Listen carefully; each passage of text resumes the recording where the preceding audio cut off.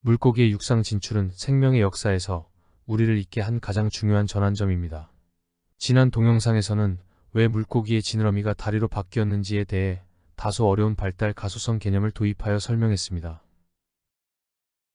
쉽게 설명하자면 그냥 페어류 중 한 부류가 지느러미를 헤엄 용도가 아닌 다른 용도로 자주 오랫동안 사용했기 때문에 변했다는 겁니다.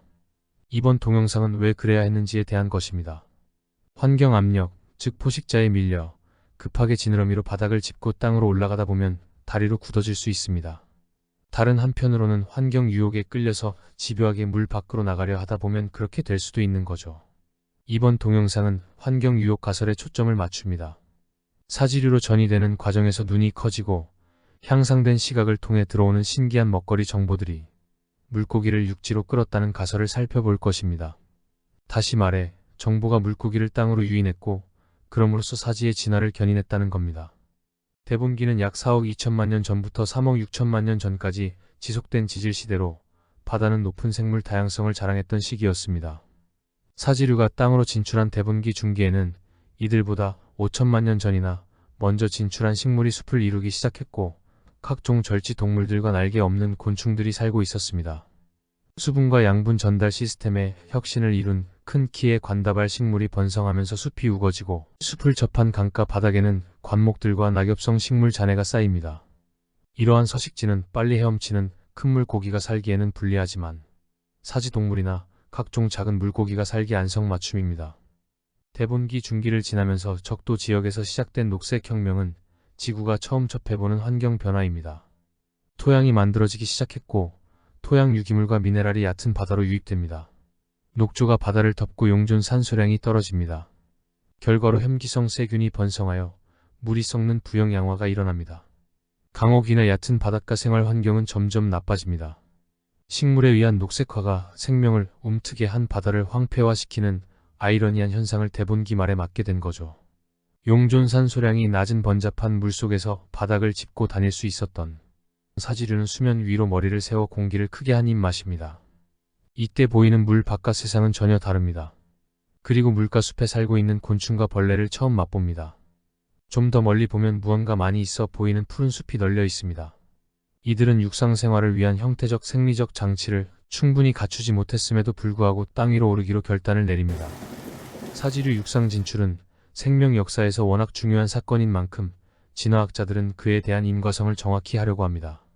지금까지 육상 진출은 사지가 진화했기 때문이라는 것이 정설입니다. 하지만 내 다리를 가지는 것과 땅으로 진출하는 것은 다른 문제입니다.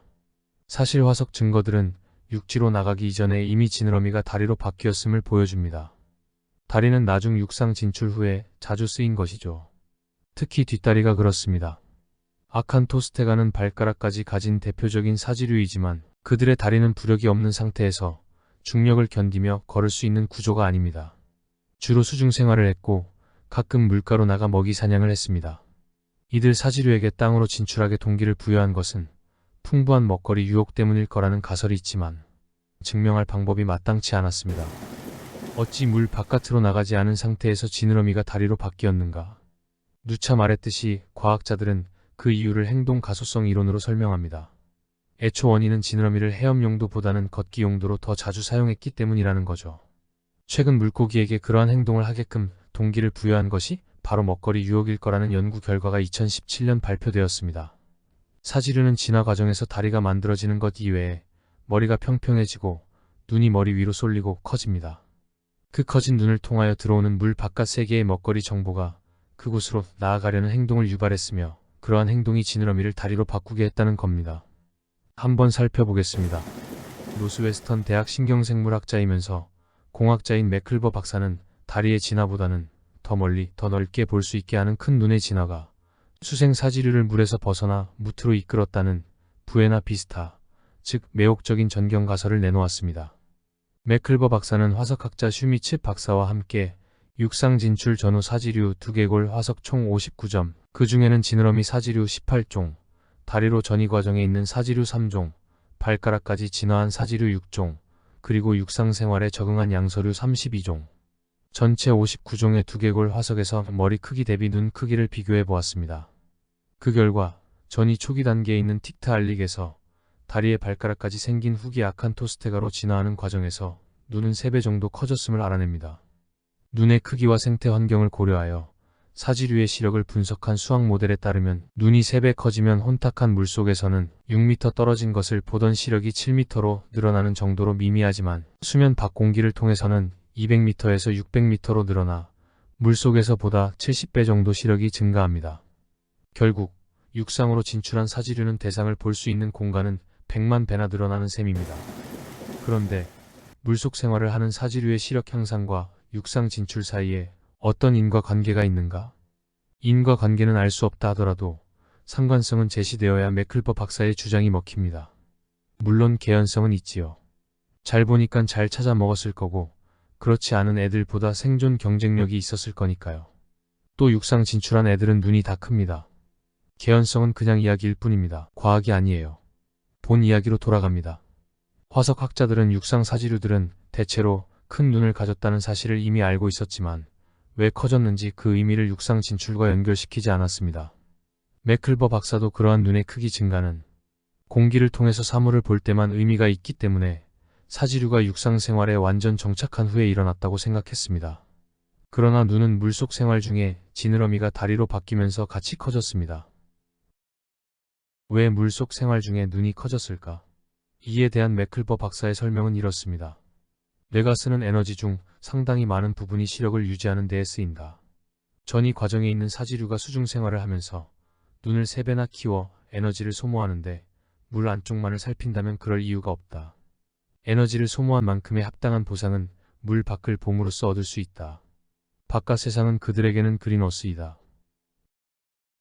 시각 확장으로 얻어지는 바깥 세상 정보는 그곳으로 가려는 행동을 유발할 것이고 그 행동이 조금 더 걷기에 수월한 발을 가진 동물로 변하게 할 것이다. 여기서 정보와 행동 사이의 양성 되먹임 조절이 작동되면 물고기 사지류는 커다란 눈과 걷기에 좋은 발을 가진 육상 동물로 거듭난다. 어때요 이 주장? 상당히 설득력이 있습니다.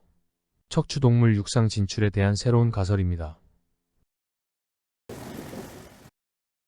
매클버 박사의 주장은 눈의 진화가 다리의 진화를 이끔으로써 육상으로 진출하게 했다는 것입니다. 이러한 주장이 힘을 받으려면 사지류 전이 과정에서 눈의 크기 증가가 다리의 진화보다 먼저 일어나야 합니다. 사지류 전이 과정에서 발굴된 화석으로는 그 차이를 밝혀내기는 참으로 어렵습니다. 그러면 화석 증거를 가지고 눈은 아니더라도 머리가 먼저이고 다리가 나중인지를 밝히면 눈이 먼저 커졌을 걸로 추측할 수 있을 것입니다.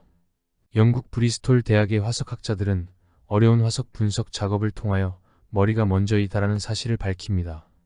여기 빨간 화살표로 표시된 피크는 사지류 전이 과정에서 머리가 다리보다 1000만 년 먼저 형태를 갖추었다는 증거를 보여주는 것입니다. 더욱 하버드 대학의 피어스 박사는 화석으로부터 진화의 속도를 유추하는 새로운 분류 기법을 적용하여 사지류의 시작과 진화 속도에 대해 의미 있는 연구 결과를 발표하였습니다. 주요 메시지는 첫째, 대본기 중기 사지류 조상은 아쿠아일로에 있는 물속 환경 압력에도 불구하고 물 밖으로 나가길 엄청 주저했다는 사실입니다. 그들은 무려 3000만 년이나 물고기 체형을 고집했습니다. 두 번째 주요 메시지는 일단 진화 추진력을 얻은 후에는 빠르게 수중에서 걷기에 적합한 사지류 체형으로 바뀌었으며 다리보다는 머리에서 변화가 중요했다는 겁니다. 먹이의 종류와 섭식 방법의 변화, 그리고 눈의 크기 증가에 따른 먹거리 정보 획득의 수월성이 진화 속도를 빠르게 했습니다. 셋째, 일단 땅 위로 오른 뒤에는 머리 아랫 부분에서 다양한 체형 변화가 일어났고 사지류는 종분화를 통해 적응 방산합니다. 머리의 형태 변화는 행동 변화를, 눈과 주둥이의 변화는 색다른 먹잇감을 보장했습니다. 눈은 정보 수용의 창구입니다. 지느러미에서 사지로 전이는 불과 1200만 년 만에 일어났습니다. 정보는 진화를 촉진하는 게 아닐까요?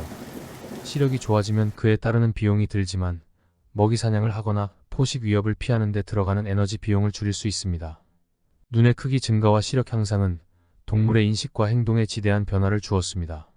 물고기는 먹이를 사냥하거나 포식자로부터 도망갈 때 어떤 판단이나 결정 없이 즉각적으로 행동합니다. 반면 육지에 생활하는 동물은 넓은 시야를 가진 좋은 시력 덕분에 여유를 가지고 상황을 분석하고 전략을 세워 행동에 옮깁니다. 이 모두 육상 진출 전이 과정에 있었던 사지류 조상 덕분입니다.